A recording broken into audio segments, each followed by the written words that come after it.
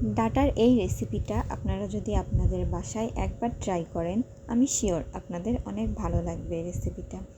এই রেসিপি বানানোর জন্য আপনাদের গরম তেলে পেঁয়াজ কুচি, রসুন কুচি দিয়ে একটু নাড়তে হবে।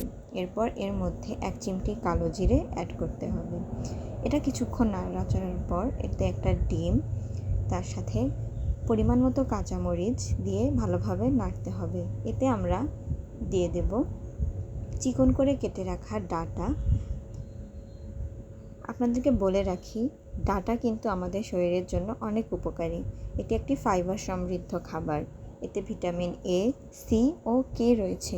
এটি আমাদের ত্বক ও চুলের জন্য অনেক উপকারী।